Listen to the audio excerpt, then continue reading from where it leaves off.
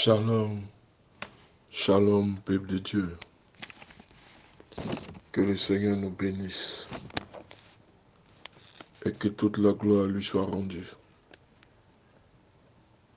Amen. Ce soir, le thème que je veux voir avec vous, bannissez toute forme d'hypocrisie. Il est désagréable de constater que dans le corps de Christ, il y a certains encore qui ont la couverture d'hypocrite. Les gens sentent en tout vent que je suis chrétien, j'ai l'armure d'un chrétien.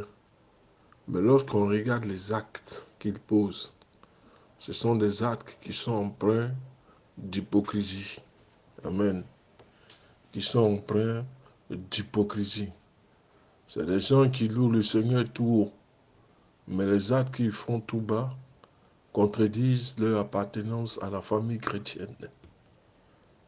Vous verrez des personnes qui détestent les sœurs, qui se haïssent à fond, et ils sont dans la chrétienté, soi-disant. La Bible nous dit ce soir, bannissons toute forme d'hypocrisie. Nous disons que nous sommes chrétiens, mais les actes disent le contraire. Nous sommes revêtus d'un vêtement blanc, mais l'intérieur est sale. La délivrance d'une personne ne vient pas de l'extérieur. C'est ce qui frappe le regard. Mais la délivrance véritable est celle qui part de l'intérieur. La circoncision du cœur et non de la chair.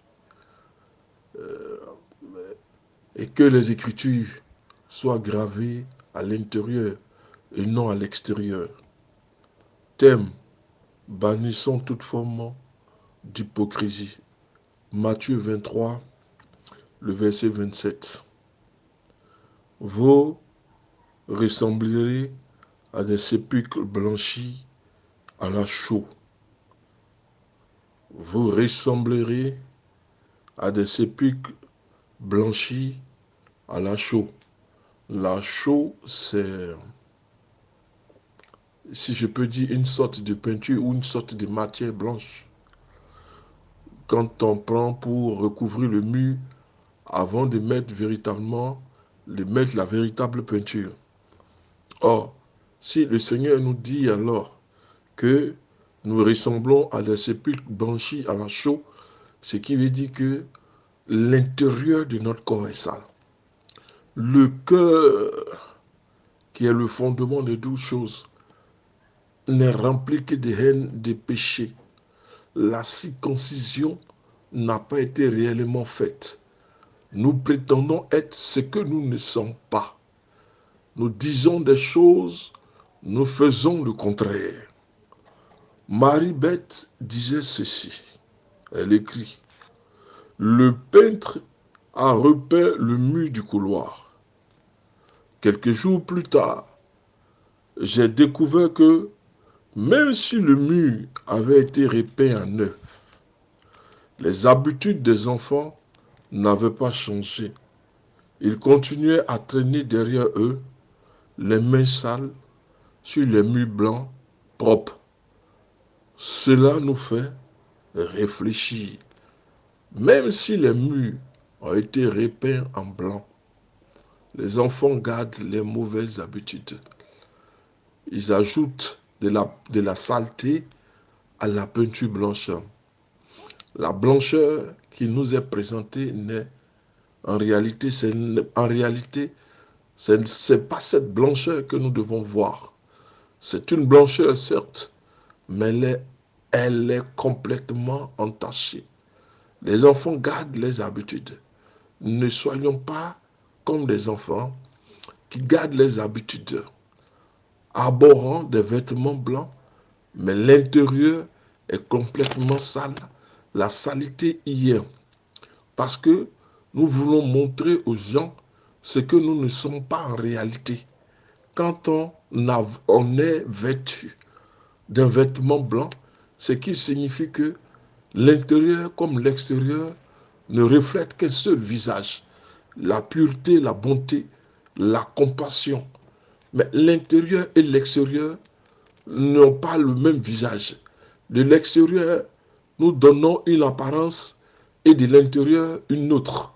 Or, ce que le Seigneur regarde, ce n'est pas l'extérieur. Ce qui a pour habitude de frapper le regard des gens. Mais ce que l'Éternel regarde, c'est la beauté intérieure. L'extérieur peut appâtir, peut rassembler, mais l'intérieur va rejeter toutes choses. Ne soyons pas comme ces enfants-là, ayant été revêtus d'un habit blanc, mais cet habit blanc comporte encore de la salissure et des taches. Donc nous disons que cela nous fait réfléchir. Et comme eux, c'est-à-dire comme les enfants, si nous ne faisons pas attention, nous avons essayé de cacher sous l'apparence du vêtement blanc, de la robe blanche. Nous allons essayer de cacher sous cette apparence de robe blanche propre. Nous allons dire que nous allons essayer de cacher nos mauvaises habitudes. Nous pouvons porter un t-shirt abhorrent, le logo chrétien. Porter une grosse Bible sous le bras, sourire à tout le monde, comme si la vie chrétienne était le plus beau des voyages. Prétendre que ma marche avec Jésus est la plus existante des balades en forêt. Mais au fond de moi, au fond de nous, les mauvaises habitudes attendent le moment propice pour ressurgir, surtout que lorsque nous sommes dans les difficultés ou que les difficultés, s'amoncellent sur notre chemin. C'est en ce moment-là que les vieilles habitudes vont commencer à renaître, à refaire surface, parce que nous sommes dans les difficultés. Nous allons commencer à avoir des comportements qui vont nous ramener en Égypte, parce que nous sommes dans les difficultés. En ce moment, l'apparence chrétienne va perdre de son attrait. La robe blanche chrétienne, marque de la chrétienté, est entachée de salissure. Nous allons devenir comme l'enfant qui porte une robe blanche, mais qui la salit. Nous allons du côté externe porter la grosse Bible, des t-shirts, des logos, dire aux autres qu'ils ne sont pas chrétiens, que nous sommes plus chrétiens que les autres. Or, ceux qui ont l'habitude de dire ce genre de choses, ce sont des orgueilleux dont la robe a été déjà salie depuis longtemps. Mais toi, enfant de Dieu, fais attention que ta robe soit toujours propre, blanche, imbibée dans le sang de l'agneau, de façon à ce que nous soyons tout le temps et toujours agréables à l'Éternel. Nos anciennes habitudes ne doivent plus refaire surface. Quand bien même nous sommes dans les difficultés, quand bien même nous sommes en train de traverser un trou noir, nous devons garder la tête froide. Nous devons nous adoucir sur celui qui nous a appelés. Nous ne devons pas paniquer, changer de cap, perdre l'attrait chrétien à cause de ce que nous sommes en train de traverser des difficultés. Nous sommes sur un chemin qui est complètement chaotique et nous sommes en train de dire, Seigneur, où es-tu? Nous sommes en train de perdre la foi, alors que c'est dans les moments difficiles que nous devons nous approcher du Seigneur.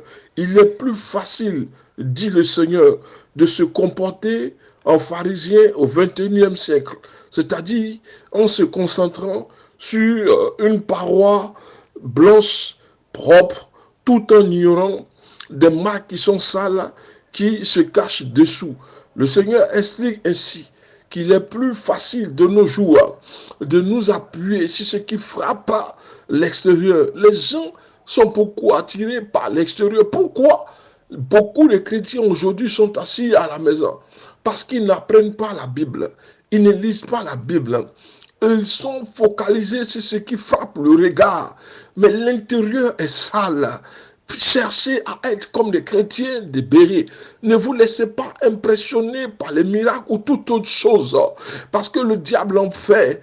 Et c'est l'un des motifs qui va pousser le diable à détourner, à faire asseoir beaucoup d'enfants de Dieu à la maison. Parce que nous sommes tous tentés à porter le regard sur ce qui frappe de l'extérieur. C'est l'intérieur qui devait nous préoccuper. C'est pourquoi la Bible nous dit, il est facile de se comporter en pharisien au XXIe siècle, en se concentrant sur une paroi blanche propre, tout en ignorant les marques sales qui se cachent dessous. Au temps biblique, on blanchissait à la chaux les parois extérieures des tombes pour cacher la mort et les décrépitudes qui régnaient à l'intérieur. Jésus, s'adressant ainsi aux pharisiens, déclare, les gens vous observent, s'imaginent que vous êtes des saints. Mais en fait, sous le vernis apparent, vous n'êtes que des parfaits hypocrites. Matthieu 23, le verset 28. Nous n'avons pas besoin parfois de dire que nous sommes chrétiens.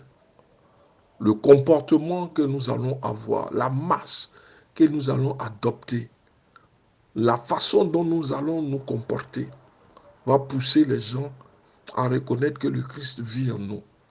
Lorsque vous avez la marque de Christ en vous, l'Éternel l'accompagnera sera par des témoignages et des guérisons.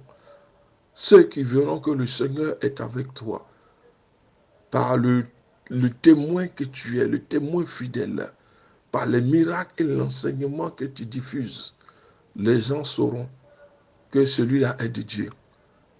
L'Esprit de Dieu sait reconnaître la fausseté et ce qui est vrai, parce que l'Esprit de Dieu est un esprit de vérité.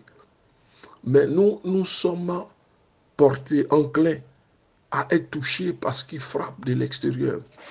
Or, c'est l'intérieur que nous devons chercher à avoir. De nos jours, il y a trop d'hypocrites, trop de personnes se faisant passer par des envoyés du Christ. Parmi eux, il y a beaucoup de personnes qui ne sont pas envoyées de Dieu, mais qui ont intégré la corporation rien que pour s'aimer la zizanie et pour permettre aux enfants de Dieu de ne plus croire, de perdre la foi, de se refroidir au moment où le Seigneur a le plus besoin d'eux. Il y a trop de pharisiens de nos jours, trop de personnes qui portent des robes blanches, mais en réalité, ils ne reflètent pas la gloire de Dieu. Peut-être devant les hommes, ils peuvent frapper du regard, puisque l'homme aime ce qui le ravit, ce qui l'éblouit. Mais ce que les hommes aiment, ce n'est pas ce qui attire l'approbation de Dieu. Dieu rejette ce genre de personnes quand elles marchent au travers de ses versets et de sa parole. Dieu tient à sa parole. Mais il y a trop de pharisiens. Nous devons prêcher, enfants de Dieu, à rétablir la vérité dans toute sa rigueur. Ceux qui sont des pharisiens s'en iront parce qu'ils ne pourront pas supporter la vérité et la saine doctrine. Et il y a trop de pharisiens, trop d'orgueilleux, trop d'hypocrites. Et ça ne sert pas au corps de Christ. L'Éternel veut se servir de ceux qui sont humbles, de ceux qui ont lavé leur robe, de ceux qui ne l'ont pas entaché, qui ont utilisé le sang de l'agneau et qui ont nettoyé la robe et s'en sont revêtus. C'est pourquoi la Bible dit que la chaux servait à revêtir les sépulcres. Ça veut dire que la chaux même en tant que telle, c'est vrai, quand on la voit dans sa matière, c'est une matière blanche. Mais pourquoi ne pas utiliser la peinture et utiliser la chaux? Parce que la chaux ne donnera pas la blancheur totale. Elle va révéler à l'intérieur ce qui ne va pas dans la vie de certaines personnes. Le comportement hypocrite. Tu ne parles pas avec ton frère et ta soeur, même ta soeur biologique, et tu viens prétendre que toi, tu es l'enfant de Dieu. Le Seigneur dit que tu es un criminel, tu es un fils de Caïn, parce que tu prétends m'aimer alors que celui que tu vois, tu le rejettes. Le Seigneur te qualifie comme un criminel, un destructeur, quelqu'un qui marche dans la trahison. Se comporter comme un pharisien et prier. Dis ceci, je te remercie Seigneur, parce que je ne suis pas un pécheur comme cet autre homme. Luc 18, le verset 11. Ce qui équivaut à rejeter la grâce. Parce que beaucoup ont tendance à piétiner la compassion. Si le pharisien s'exprime ainsi, pensant que un but des enseignements talmudiques ou de la loi mosaïque, il est celui-là même à même de regagner le paradis, mais nous disons qu'il se trompe, il se met le doigt dans l'œil. Dieu cherche les gens humbles à qui il va conférer un autre nom, une nouvelle dimension. Pas les orgueilleux, l'Éternel n'en veut pas. Pas ceux qui passent le temps à critiquer ou à dénigrer les autres. Le Seigneur n'en veut pas. Le Seigneur veut quelqu'un de humble, quelqu'un d'isolé, quelqu'un à qui il peut faire confiance, mais pas une personne qui est remplie de grâce, d'hypocrisie. Cette personne-là a complètement rejeté la grâce, la compassion, la miséricorde divine. Aujourd'hui, c'est vrai, nous vivons au sein d'une société obsédée par l'apparence extérieure. Et Jésus savait très bien qu'il est très dangereux de se concentrer sur l'apparence plutôt que sur la réalité spirituelle de l'être intérieur. C'est ce que nous disons depuis. Les gens sont focalisés sur l'aspect extérieur. Or, c'est de l'intérieur que nous devons porter l'attention. Parce que c'est à l'intérieur que gravite toute chose. L'extérieur n'est le reflet de ce qui est à l'intérieur en réalité. C'est pourquoi Christ se focalise sur l'aspect intérieur, pas l'aspect extérieur. Comment alors nous pouvons nous prémunir contre ce danger? Nous devons suivre l'exemple de Jésus. Le Christ a concentré ses efforts à aider les cœurs brisés, les oubliés de la société, les demeurer, les laisser pour compte. N'oublions jamais aussi qu'être chrétien ne nous immunise pas contre la tentation de la vie. Demandons à Dieu de nous révéler les différents aspects de notre comportement qui expriment une mentalité d'hypocrite, qui prouve que nous regardons à l'apparence plutôt qu'au cœur des autres. Ce à quoi Dieu nous appelle, c'est de travailler l'aspect intérieur. Que Dieu te bénisse. Le pasteur Samuel.